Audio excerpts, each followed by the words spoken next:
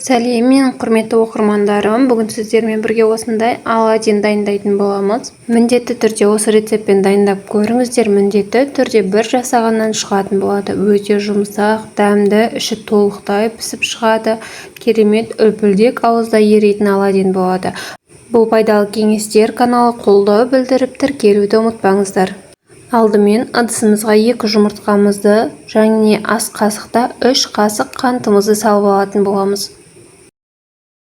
Қант пен жұмыртқаны жақсылап араластырып аламыз. Қанты ішінде толықтай еруі тиіс.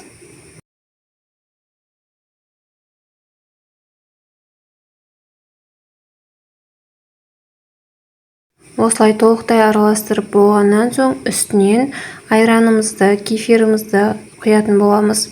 Магазиндікі болса да болады, мен осындай пайдаландым. Қолдың айраны болса да жарайды.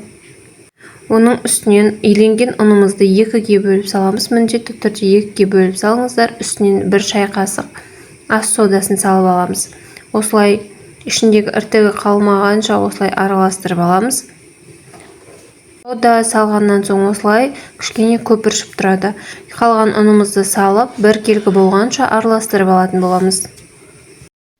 Мен міндетті түрде астына барлық қосқан заттарымды жазып өтетін боламын. Бірақ сіздер ұнның мөлшерін әркімде әртүрлі болып қалуы мүмкін. Менде сұйық айран болған соң ұн кішкене көп кетуі мүмкін. Сіздерде қою айран болғандықтан кішкене аз кетуі мүмкін деген сияқты.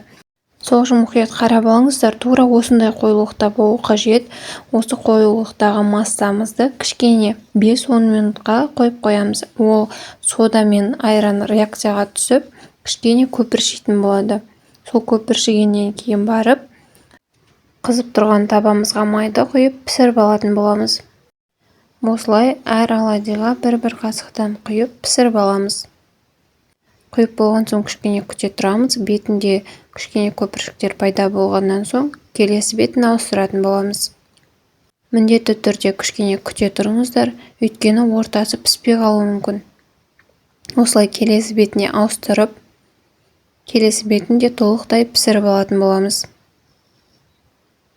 Дайын болған оладьиларымызды тарелкаға міндетті түрде қағаз немесе қағаз салфетка қойып, соның үстіне орналастырыңыздар. Өйткені оладьидің бойына сіңген майы кішкене қағаз салфеткаға шығып, қағаз салфетка сіңіріп алатын болады. Міндетті түрде осы рецептпен дайындап көріңіздер, сіздерге ұнайды деген сенімдемін. Осымен оладьиларымыз дайын, өте жұмсақ, дәмді, ортасы толықтай пісіп шығады. Балаларға керемет таңғы астың бір түрі. Бұл пайдалы кеңестер каналы қолдап, тіркеліп, лайк басып, комментарий жазып, өз ойларыңызды білдіріп өтіңіздер.